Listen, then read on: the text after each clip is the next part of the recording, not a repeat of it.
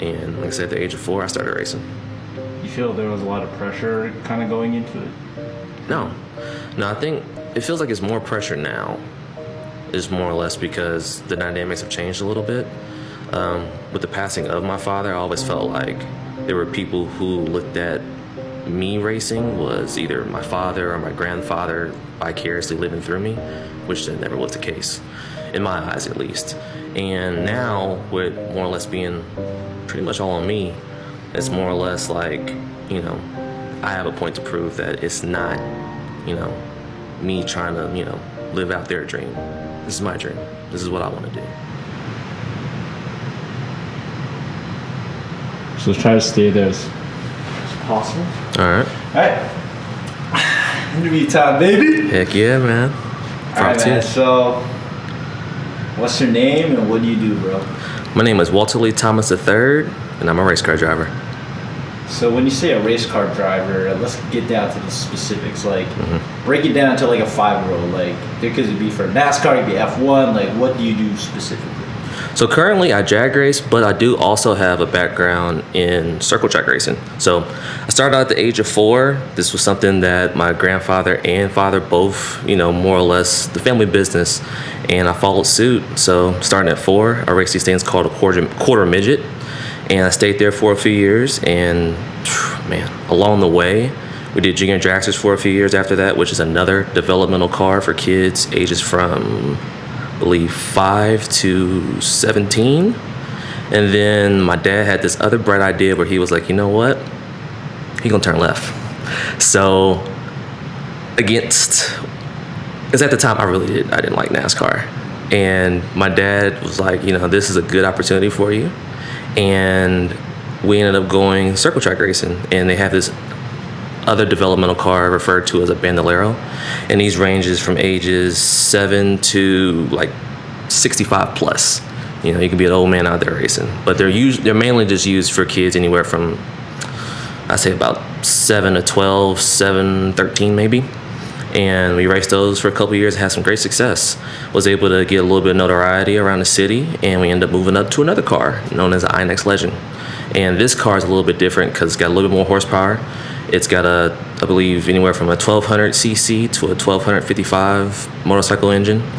And you go from there and you learn how to shift, learn how to get more equipped with your car, and build some success there too. So through that time, I know I'm kind of like rambling on, but no, you're good, brother. We were able to get noticed by NASCAR, and we ended up being nominated and winning the NASCAR Diversity Drive, NASCAR Diversity Drive. What was the full title on that one? It was a NASCAR Diversity Young Driver of the Year 2012. It's been a long time. But ended up winning the national qualifier that year and track championship that year. So it's a very, very, very good year. So where are you at now with racing? Currently, what's that? Oh yeah, kids. So where are you at with racing right now? Like, where do you currently stand? So currently, right now, we're doing what is called bracket drag racing. It's mainly just a slew of series, but you can basically take any type of drag car to your local track, which our home track right now is currently Lucas Oil Raceway Park, and we compete in different sanctioned races that they have there. Not every weekend, but pretty much maybe once or twice a month during the summer months of the actual race season, and we go out there and compete for some money. So for people who are skeptical to racing or just don't see it as a real sport, what would you tell them about it that would tell them otherwise as to why they're wrong? Just like anything else, it takes preparation, and it takes a lot of time getting reps in to really understand what it is that you can, do as far as pushing yourself and pushing your equipment. I would say this one's a little bit harder as far as sports goes because, like, if you're doing basketball or football, it's really easy to go to your local gym, hell, even go outside and practice jump shots. With this, it's a little bit harder. Either you have a good setup as far as being able to, have some type of sim racing to get better with your hand and eye coordination, but for the most part, you have to go to the track and train your body to be able to tell you what the car needs. What does that training consist of? Training consists of mainly, I mean, like just being equipped with your car, or just actual Both. So being able to be more comfortable in the car. So there's this thing we refer to as your ass being able to tell you what the car needs. So if the car is getting loose, which means basically like being on ice. If the car's starting to slide back and forth, you are able to build up a good sense of what it is that the car is doing, but through your ass. And your ass is being able to tell you, okay, we're too loose here, or the car is starting to shift a little bit, so we can make a correction before it gets out of hand. Then on the other side of, fitness, you're able to really be able to withstand impact, especially not so much in drag racing, but in other forms of racing where you might be up for, the car really jarring you around more than you would imagine. And just in the aspect of drag racing, you have to be able to have really good, like I said, hand-eye coordination. So whether it's, drills that you have like with tennis balls, or the certain, I forget what it's called, the lights where you're picking out, basically which one they're able to go off first. These all help and really be able to correlate how you perform. So kind of give a rundown of the racing scene in Indiana. Obviously that you could go from broad strokes to specifics, but describe the racing scene specifically with Indiana, and then how does it hone into specifically drag racing and the specific niche that you're in, and what makes it so unique? So if you go down, I believe it's off of 16th Street, you'll see a big water tower that has racing capital of the world. It's huge. So especially with open wheel car, which IndyCar mainly is what we're known for, of course, the Indy 500, but we also have a huge tie in drag racing. If you go literally right down the street, still in the same street, there is a historical racetrack known to as Lucas Oil Raceway Park, or the old timers refer to it as IRP, Indianapolis Raceway Park. The track's been in use since the late 50s or mid 50s, but it holds the U.S. Nationals, which is basically the Super Bowl of drag racing, the biggest race that we have of the year. And a lot of people, I'll say, outside of the racing world, don't know much about it, but once you experience it for the first time, it's nothing like you've ever experienced. So once we're able to really get people involved or being able to get out to the track, it's something they won't forget. So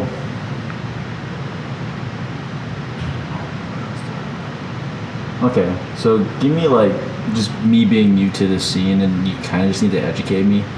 Give me a rundown of what drag racing is exactly.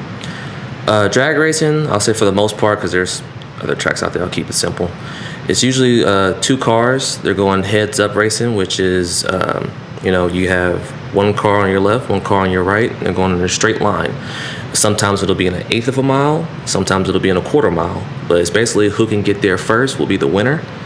And that pretty much is the simplest form of describing drag racing. Cool.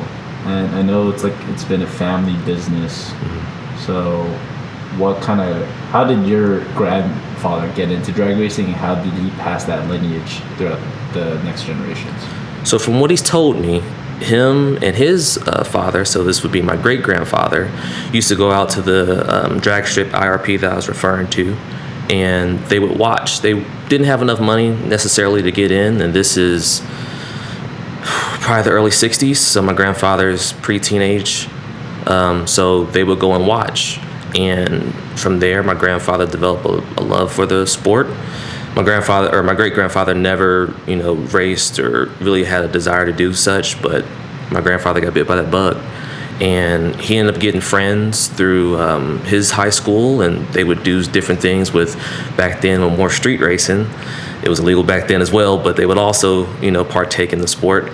And from there, a lot of those guys transitioned from street racing to more sanctioned body racing as it became more popular in the late 60s. And from there, my grandfather, and his friends would take turns, putting together stuff and actually being able to compete and race. And, during this time, my grandfather's in high school now, so he just was always around cars and people who love cars, and this is just more or less how he got involved. And, not too long afterwards, my father was born, and, they would work on projects and stuff as my dad came of age. And once again, they would constantly every year go to the U.S. Nationals. So I believe I asked my grandfather this past year. He's been going out to the Nationals since about it's early 60s. I know my father went his entire life. So there's always been a Thomas at the U.S. Nationals probably for the last 60 years or plus. So my father grew up, through the late 70s and early 80s and 80s, all the way through, going to those races and building a love for it as well. And more or less, when it came time for him to be able to build a race car, he didn't hesitate. So from about, I want to say, mid to late 90s, my dad spent every dollar he earned making a race car. And he did it, through blood, sweat, and tears. He was able to make his dream come true and be able to race on a grassroots local level. And he literally built his car from scratch and went out and raced it. And once again, funny enough, during that time I was born, and he already knew. He was like, yeah, he's gonna race. And like I said, at the age of 4, I started racing. You feel there was a lot of pressure kind of going into it? No, I think it feels like it's more pressure now. It's more or less because the dynamics have changed a little bit. With the passing of my father, I always felt like there were people who looked at me racing was either my father or my grandfather vicariously living through me, which that never was the case, in my eyes at least. And now, with more or less being pretty much all on me, it's more or less like, I have a point to prove that it's not, me trying to, live out their dream. This is my dream. This is what I want to do. That's beautiful. That's beautiful. So, the grind, that it's been a progression, right? Like, Correct. Your great grandfather was just more of a spectator. Correct.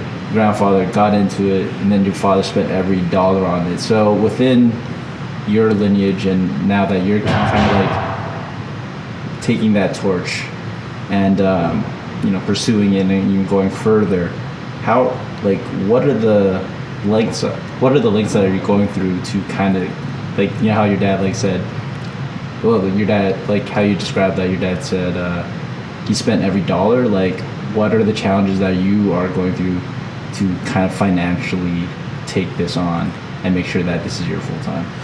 So, you live and you learn, and sometimes you don't have to necessarily go through the lessons yourself. You take lessons from the previous generation. So, for instance, my father, he would spend every last dollar that he would make on racing. And I kind of already know how that ends. For the most part, there's times where you have to come up short in other areas of life where it's like, there's probably a better way about going about this in a more financially sound way. And I feel like those are the lessons that I learned mainly from him, in the sense of it's not so much a lack of passion for the sport if you're not spending, every last dollar, which is what he kind of made it seem like, but finding a better way about going and getting funding. So being more financially sound, so whether it's, creating businesses or being able to find partners to come on board and, take some of the burden off financially was huge. Because I'll share a small story. I remember pawning tools, to go to the racetrack because we didn't have any more money to go racing. And I still have it to this day. I never thought we would get it back, but it's this impact drill. I think we got $500 from the pawn shop to go racing that night.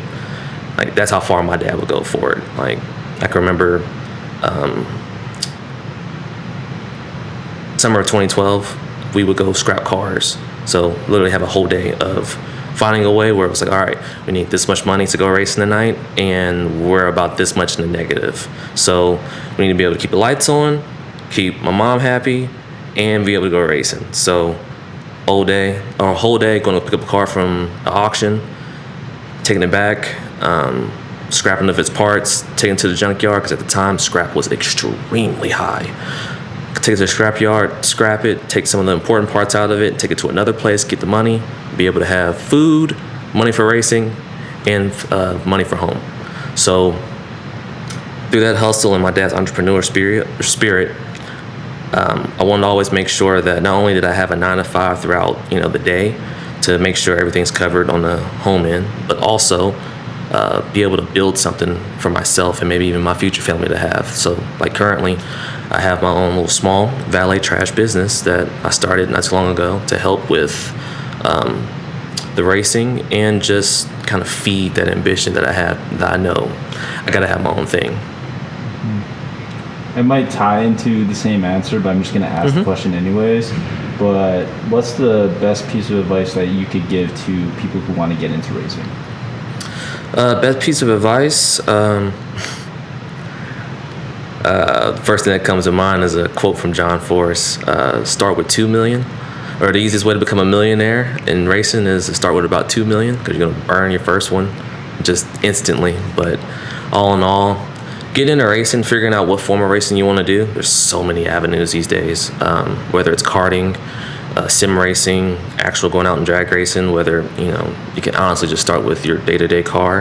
And they have a street car takeover or Wild Wednesday at our particular track where you just literally take your street car, put on the numbers on the window, and you're able to go racing in your sedan or your SUV, your truck, whatever, and see if it's something you really want to do. And from there, invest more into it, very cautiously, because it does get very expensive quickly. Cool, man. Yeah. Last but not least, let's talk about your car, man. Yeah. Tell me about your car, the make, what makes it unique. Just romanticize the shit out of your car. Oh, absolutely, man. So, where do I start? So my car is blank. No, you're good. You're good. Though I had to burp for a second. Yeah. Protein. It's like right there. It'll come out. Anyways, it is a 2005 Chevy Cavalier, and it's not your everyday Cavalier. So it's got a full-blown tube chassis in it. It's a legit born a race car that has been through quite a bit. It's part of the family. I'm not gonna lie to you. When you look at it, you wouldn't believe that it's 2024. It's almost 30 years old. It'll be 30 next year. This car has a rich history just in my family, because this was literally around the time my mom and dad were, still early on in their relationship. And this was something like my dad, once again, he bet the house on it. He went ahead, sold his motorcycle, sold a couple other cars, and was like, I'm going all the way in. And him and some friends that he got in contact with ended up building this thing. And, over a 4 or 5 year process, my dad literally cleared out his 401k early and made this happen. And originally it was supposed to be a 1970s Vega, and he decided to change it as the Cavalier bodies of the time in the late 90s were changing, and Pro Stockers were actually, which is top tier of door cars and NHRA and IHRA, were not even switched over to these body styles yet. And my dad was one of those first ones to have that body style, and that's what they decided to do. He did a lot of the body work. He did a lot of the, I want to say, he actually painted the car himself. My dad, for a living, worked on cars, body man, so he did a lot of the, like I said, Bondo work and painting. So the car was beautiful. He actually ended up destroying it in 2001. Had a really bad crash, flipped over 6 times. We were actually there. I was 3 at the time, so I really don't have much memory of it. But what I do have a memory of is playing with the remains. So it sat in a corner for 15, 16 years. And literally that's where I fell in love with racing. So whether it's rain, sleet, or snow, before it was in the corner, it was in the race trailer. And I would be out there trying to rebuild it with the broken pieces, trying to put the doors on, the roof on, because he literally destroyed the entire fiberglass body. And I'd be out there, I'd be putting in reps. So what's cool about that is kind of jumping forward. Some of those same pieces, like steering wheel, shifter, pedals, it's all the same, as what it was when I was a kid, when my dad raced it, to today. So I'm literally still shifting the same thing, using the same steering wheel, everything. That part's kind of surreal. But getting back to the story of it sitting in the corner for 15 years. One particular time at the U.S. Nationals, I want to say my senior year, which would have been 2015. Me and my dad were at the racetrack, and he decided, he was like, you know what? I think I'm going to rebuild the race car. And I've heard this multiple times over the years where it was like a thought, or maybe like him just like, kind of snowballing or kind of spitballing ideas right now. But that time was different. We happened to go by, it was a Lucas Oil Cavalier at the time, around the same body style that we had before. And he's like really looking at it, like looking it over, studying it. And he was like, I think I can do it this way and make it like a school project. Because at the time my dad was working at Lincoln Tech. And he was like, we can make this like a school project, get everybody involved. And I honestly just thought that at the most he would be able to make it roll. And that was good enough for me. But time from time, I get updated videos and updated photos, and this thing was really coming back to life. And since he kind of felt like he already knew how it should fit on the body, he remade it a Cavalier again, because we had talked about, possibly making it something else. But he was like, I kind of already got a cheat sheet through the photo album of how everything's supposed to fit up, so let's make it a Cavalier again. And that's kind of how we ended up with it being a Cavalier again after, destroying it. So only thing that's different now is the front end's different. It's the newer last body style of the Cavaliers, which I believe changed in like 04, 05. And yeah, that was really pretty much him, giving it its last little facelift and making it like one. So it was really cool to see the school get behind it, students really being, proud to say they worked on it. And I'll say like in a year and a half, it was one full car again. So school donated a lot of parts, including the motor itself, which is a 502 big block Chevy. I believe it's a Gen 5 motor, which not expecting everybody to be a motorhead out there, but that is a very, very popular drag racing motor. So very, very thankful for them still to this day for that. Continuing on even from there, coming to the end of 2018, like I said, the car's pretty much all the way done. I said motor's in, body's all done, car's painted. It's pretty much all ready to go. Only things left is electrical work and motor work. And during this time, my dad had been battling with real like serious disease for like a very long time. And he ended up just getting worse and worse. Funny enough, kind of like around this time of Thanksgiving and everything else, and ended up passing away. And that's kind of when I took over the project. And, I'm a junior in college. There's not much I can really do, broke college kid, 500 plus miles away in North Carolina. And let's see here, I was able to get the car back at home because it was currently at school at the time. And we were able to really start the project there. And me and my brother pretty much have taken the time out and, did small stuff here and there. And fast forwarding about 2 years later, so this is 2020, I came home. I've graduated college since then, still living out in North Carolina. I was put in contact with an old family friend. The racing world is extremely small here, and we were able to rekindle a relationship of a new generation. So as I mentioned before, when my father first built the race car, him and some buddies put it together. Those kids of those buddies also race, and they also happen to know how to work on race cars.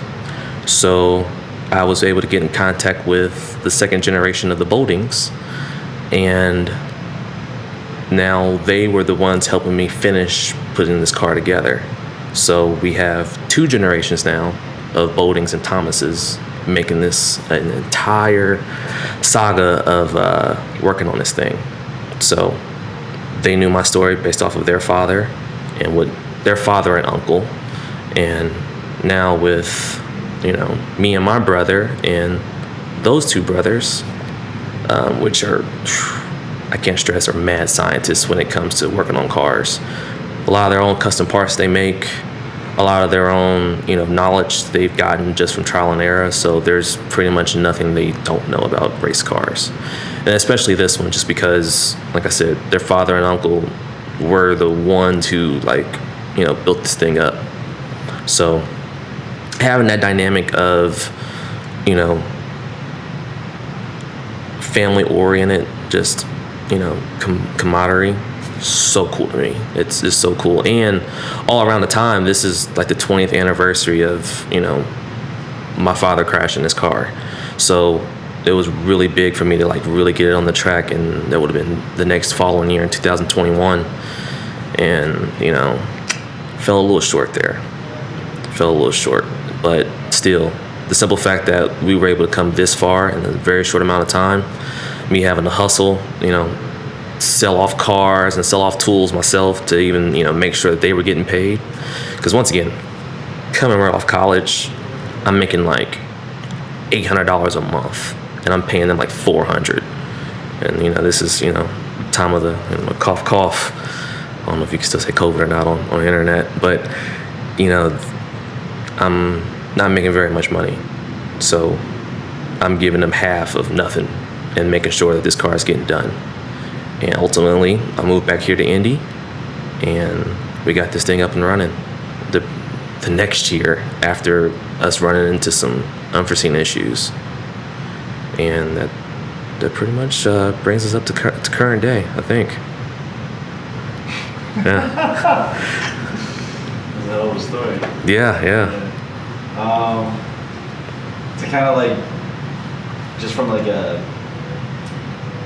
detail idea for a video, if you were to kind of just describe the car and its specific parts, I know you mentioned the engine and maybe kind of just describe the car. Does the car have a name?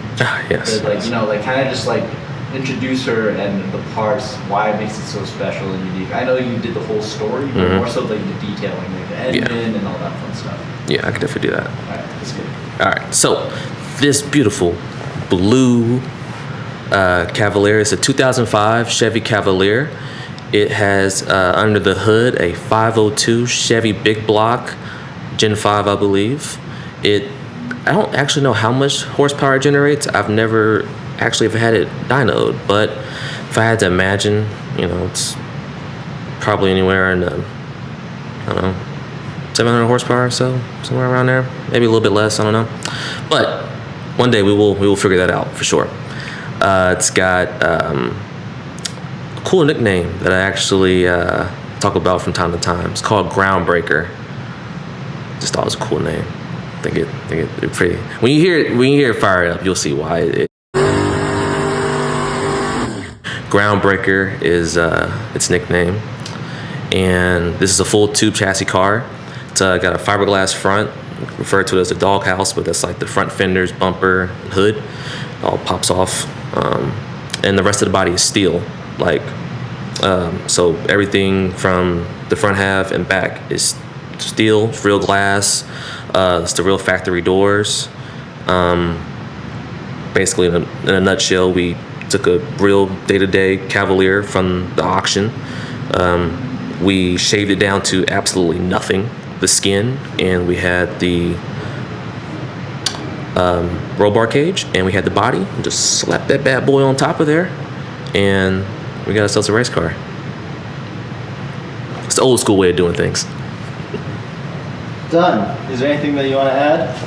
Is there anything you want to chime in on? Is there anything that we're missing? I guess all in all, the goal is just to really just go racing full time, and find a way to be able to eat off of it. Yeah, that's the main thing. Just want to be able to eat off of it and do maybe some other stuff, but for the most part, be able to go eat off racing.